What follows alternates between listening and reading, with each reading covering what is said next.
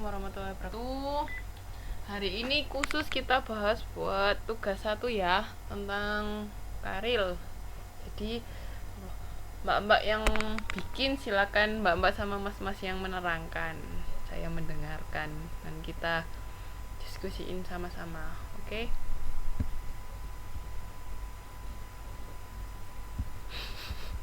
Mbak, saya bukan pendongeng ya. Jadi kalau saya ngomong tolong jangan tidur.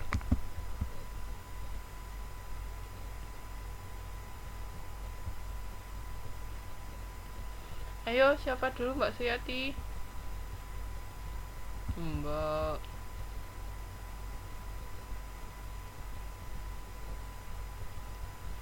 Atau siapa yang sudah siap?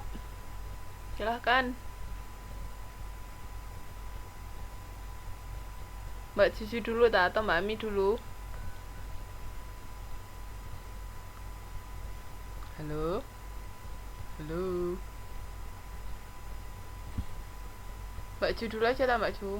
Mbak Cu apa Mbak Ami dulu?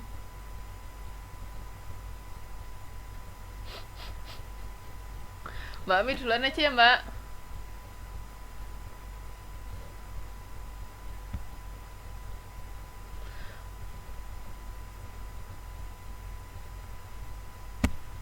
Gak apa-apa, jangan takut salah. Pura-pura tuli. Please.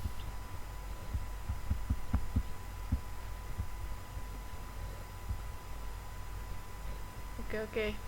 Mbak Ami duluan.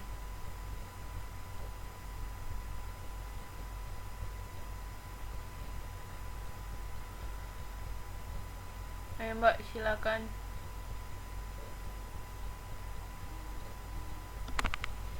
Pikir saya tuh yang datang duluan. Karena sudah rajin, saya persilakan duluan. Nanti kan kasihan kok sudah datang duluan, nunggu terakhir-terakhir kan gak enak.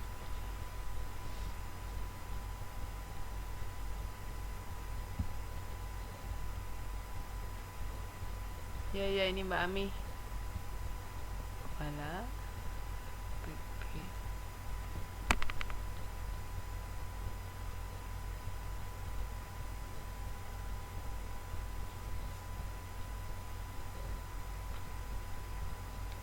Iya. Ini gilirannya orangnya siap PPT-nya yang loading, ya Allah.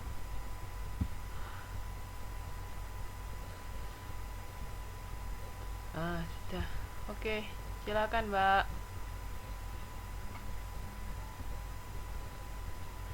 Suaranya dibuka ya Mbak. Halo. Silakan. Jelas Bu. Jelas. Silakan. Waalaikumsalam warahmatullahi wabarakatuh. Terima kasih pada Ibu dosen yang telah memberikan kesempatan kepada saya untuk mempresentasikan tentang planning analisis guna memenuhi persyaratan tugas 2 perilaku konsumen, tugas 1 perilaku konsumen. Pada malam hari ini saya akan memaparkan tema yang akan saya angkat, yaitu mengenai analisis proses keputusan konsumen dalam motivasi pembelian produk di restoran Italia Mini Little Onion, CICT Taiwan. Tepatnya di apartemen saya lantai 1. Mengenai karya ilmiah ini, yaitu seperti yang tadi saya sebutkan, sebagai salah satu syarat memenuhi tugas itu perilaku ekonomi. Tolong.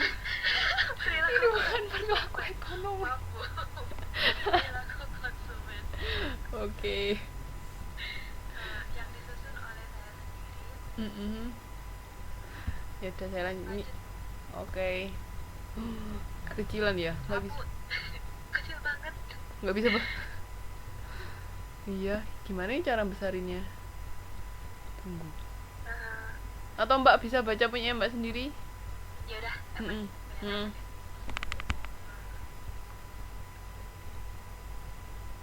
Kami 2016.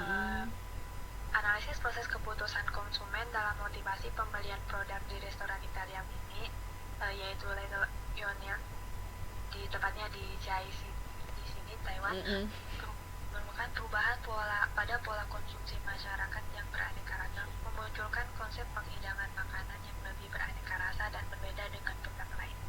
Salah satunya adalah jenis restoran yang menyajikan cita rasa Italia.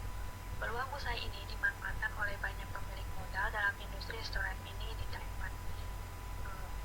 Mungkin bagi teman-teman ataupun rekan-rekan kalian yang sering keluar itu mungkin akhir-akhir ini gitu kan banyak sekali ditemukan restoran-restoran yang dari luar memang tidak mirip restoran seperti itu ya, tempatnya mini jadi seperti kedai kopi gitu tapi kecil sekali seperti rumah biasa saja, cuman di luarnya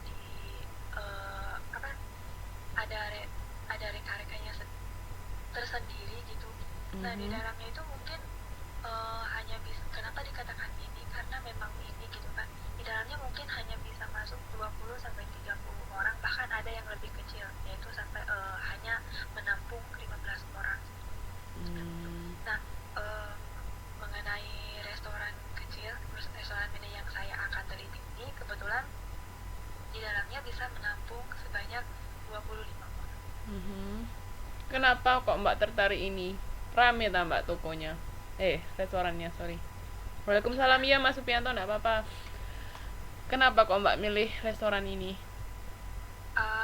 Karena sepengetahuan saya gitu kan, kebetulan saya setiap hari dorong kaki keluar gitu kan, kok makin kesini gitu ya. Kenapa kok makin banyak bermunculan gitu kan? Contohnya saja di apartemen saya itu di apartemen saya gitu kan, khususnya di tetangga, maksudnya tetangga saya itu udah setelah di apartemen saya muncul gitu restoran ini. Nah ternyata terhalang oleh 2 apartemen lagi itu muncul lagi satu, terus sama dengan sama, gitu. dengan yang jualnya sama, terus ya, kayak isinya sama, semuanya sama. Ya produk yang dijualnya sama gitu, semacam jenis makanannya itu sama gitu kan. Sepertinya itu makin kesini makin banyak saingan. Banyak saingan gitu kan. Jadi saya semakin tertarik gitu. Kalau dibandingin sama yang lain, yang restoran yang Mbak yang mau teliti ini lebih banyak nggak pengunjungnya dibandingin yang lain?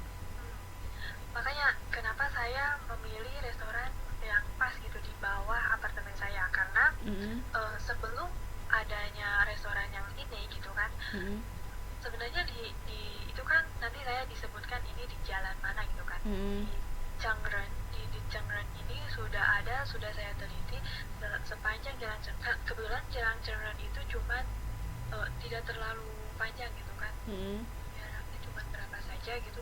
Nah saya teliti ternyata sudah ada hampir 5 gitu kan. 5 dengan sebelum 5. Nah sebelum yang Little Union ini ada, itu udah ada 3 yang berdiri, terus yang ini keempat terus berarti.